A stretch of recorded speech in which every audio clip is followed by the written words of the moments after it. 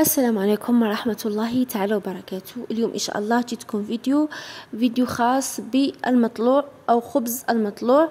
كما راكم تشوفوا المطلوع تاع اليوم راح يكون بمقادير مضبوطة، وأيضا خليط بين الدقيق والفرينة. يعني المطلوع تاع اليوم راح يكون مزيج بين السميد والفرينة. راح نعطيكم يعني الطريقة وتفاصيل باه ينجح لكم. يعني اللي تخدم المطلوع أول مرة راح تخدموه عادي، يعني خلعونا كامل بكري أمهاتنا وجيراننا وصحباتنا المطلوع واعر وما نقدروش نديروه، هو أصعب شيء. لكن البنات هاد الأمور كذب، تبعوا فقط معايا الفيديو والله البنات راح تنجحوا. كما راكم تشوفوا هنا حبيباتي راني وجدت المقادير تاعي. قست بهذاك الكأس، يعني هنايا راح نخرج جوج قرص عفوا 3 قرص صغار ولا 2 قرص كبار. نتوما البنات تقدروا ديروا بأي كيلة تكون عندكم في البيت، تكونوا أحرار. هنا استعملت البنات كيلة نتاع فرينة وكيلة نتاع دقيق، يعني نفس القيس تاع الكيلتين، وحطيت نصف كيلة راح تكون هي نصف كيلة هذيك هي اللي راح نضيفها من بعد ونشوف يعني لعد دقيق راح يكون كافي ولا ماهوش كافي. ونفس الكيلة البنات راح نديرها ماء دافئ. هنا كما راكم تشوفوا قصت الكيلة نتاعي تاع الدقيق كأول خطوة البنات، كيلة كاملة نتاع الدقيق كما راكم تشوفوا. ضفت عليها ملعقة كبيرة نتاع خميرة الخبز طبعا، يعني الفورية. هنا ايضا ضفت عليها ملعقة كبيرة نتاع سكر. راح نحط كامل هذه المقادير في هذا الكأس تاع الخلاط. البنات ايضا تقدروا تستعملوا يديكم فقط، ولكن انا بما انه عندي الخلاط راح نستعمل الخلاط، يعني بنسرع الامور على روحي فقط. سمحوا لي هنا البنات كما راكم تشوفوا هنا حبيباتي طريقة جد يعني بسيطة وسهلة.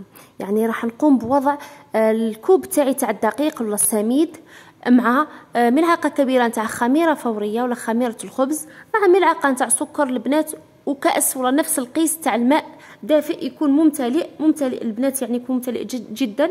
ونخلطه فقط بالفوي ولا بالفرشيطه البنات، ونغطيوه ونخليوه حتى يخمر. البنات هذه المرحله هي من اهم يعني الخطوات في هذا المطلوع تاعنا. هنا راح نخدموه يعني خليط هو اللي راح يسرع لنا يعني باه المطلوع تاعنا يحضر في اسرع وقت، وايضا يكون ناجح 100%. هنا تعرفي بلي الخميره نتاعك راهي جيده.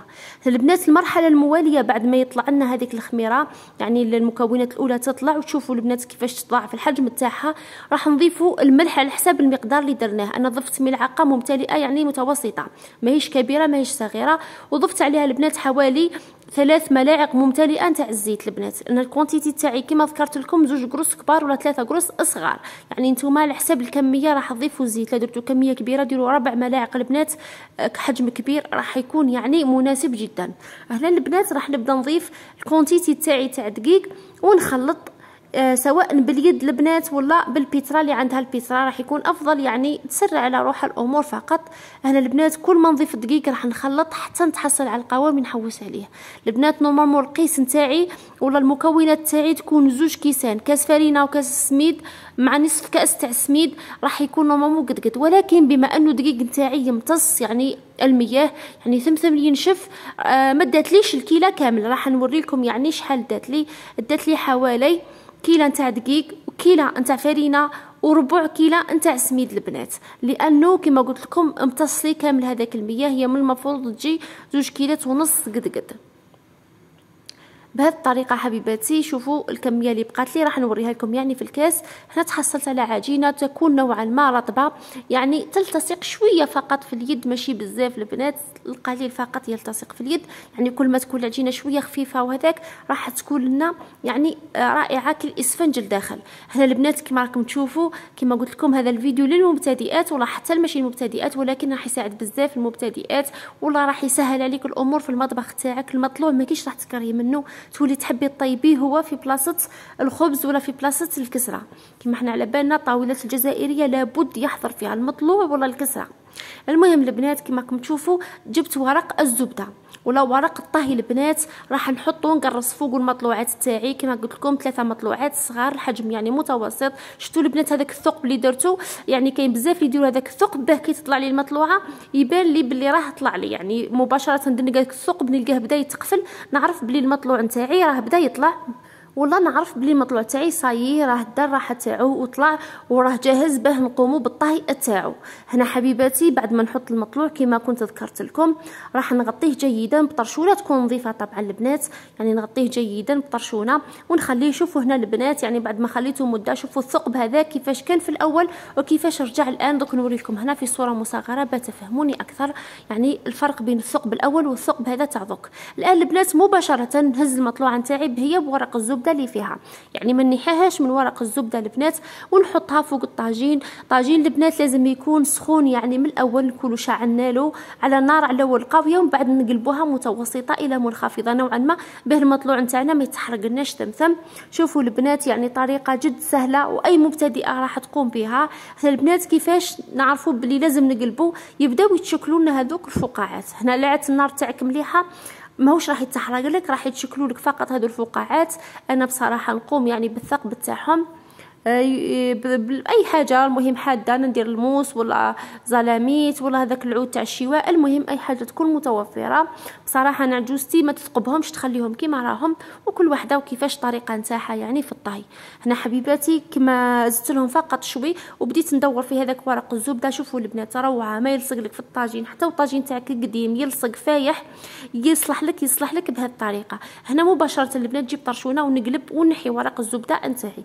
بالنسبه لورق الزبده البنات تقدري تستعمليه الى 3 مرات عادي البنات، راح يبان لك بلي محروق ولكن تقدري تستعمليه عادي.